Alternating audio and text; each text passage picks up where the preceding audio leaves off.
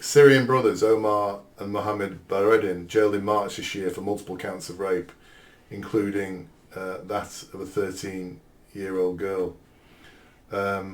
Shahin Davish Narbodjan, 34, from Iran, stabbed Brenda Blaney, 87, to death at her home in North Yorkshire. Blaney had allowed him to live with her and referred to him as her grandson. I'm just reading these in sequence, by the way. I'm not.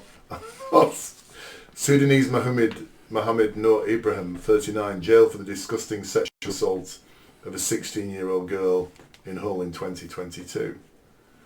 Eritrean Filmon Telki, 29, raped a woman in Leeds in 2018. He was jailed for more than 6 years. Quite a few of these, by the way, as you go down the list, have not been caught, are still out there, or have been subsequently released and are still within the country. So somebody's done the work here, and they've found 75 serious crimes carried out by immigrants, first-generation immigrants to this country. So this is happening. This crime, the problems that arise with uncontrolled immigration into this country are happening, aren't they? It's not a myth. I've got a whole bunch of other things, articles as well, of people that have been doing this. So are we, I mean, I don't know if you know the stats, but are we imagining that there is a problem with this uncontrolled immigration, or is this... No. So our eyes and ears tell us about migrant crime just by watching TV, just by looking online who's being arrested. They're always brown skin and they're always foreign names, and most of them says immigrant. So we know what's happening, even though we're told it's not true. We see it with our eyes. But let's just say crime was the only issue mass migration is causing for the country. If it was just crime, do you know what? There's a very good chance we could deal with this. Very good chance we could get a grip on this and sort it out if it was just crime. But crime isn't probably not even in my top 3 of what's killing the country through mass immigration. It's everything else that's killing the country. These crimes are not killing the country, they're just killing individuals and killing families and destroying lives. They're not killing the country. So let's look at mass immigration and let's look at the housing crisis.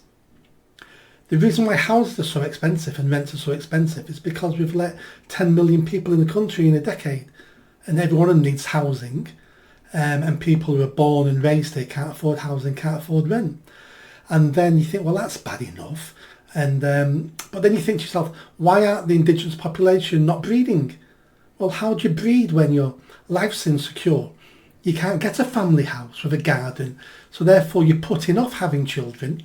Or you might have a child, but then you think to yourself, well, I'm only having the one because everything else isn't working out for me. And why is it not working out for you? Well, you've got a poor paid job. Why do you have a poor paid job? Mass immigration. Because that job is only on minimum wage. We created minimum wage because of mass immigration.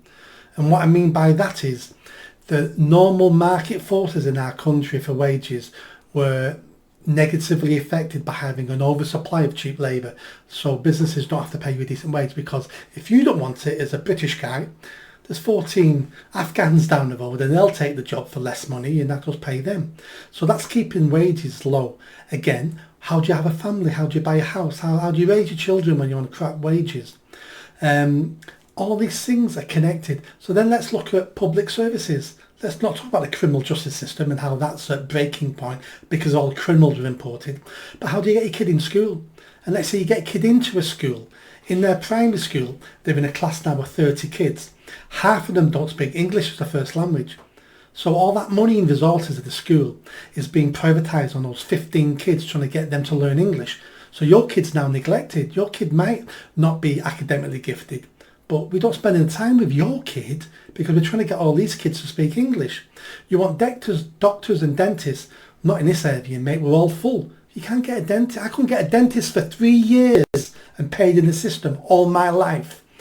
You're looking at all these things. This is what's killing the country, and it all comes back to mass immigration. And I don't for one moment blame the immigrants for this. I blame our politicians who allow mass immigration. Yeah. Well, I think the clue's in the name. When we say What am I opposed to? I'm opposed to uncontrolled immigration. The immigrants are the ones that are not controlled. It's the government that's not controlling them, basically. It's not you're right. It's not the issue of the immigrants. They've been given the opportunity to come here and do what in all ways, shape, and form, and they're coming here, aren't they? Basically, the fact that it's uncontrolled in that a lot of them come over on the boats and we don't know who they are, and I suspect a lot of the people who commit some of these crimes may have come over that way. Yeah. But they're more likely to be the criminals. Yeah, they're more likely to be the ones, criminals. Of course, there's a logic to that, but. It's the fact it's uncontrolled. It's not the immigrants' fault themselves. It's the fact that they're being allowed to come here without any control from the government. Yeah. It took my niece 2 years to get on a nursing course, and we're short of nurses. Why? Because the government only funds so many nursing courses because it's expensive. They would rather go across the world and steal nurses from across the world. Same with doctors.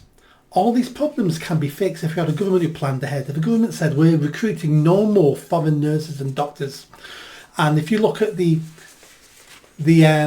rates on foreign doctors for incompetence, for malpractice, the sexual assaults, so it's a high percentage of foreign doctors because they don't speak English. They're more likely to make a mistake.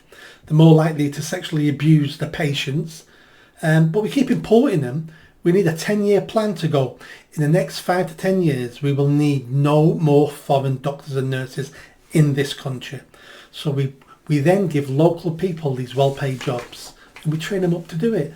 But we haven't got politicians who are willing to do the hard work and do it. Did you enjoy that video? I think you did. Come on now, hit that bell, subscribe, comment. Let's build this channel. I need more followers. I need more subscribers. Be part of the journey. See you soon.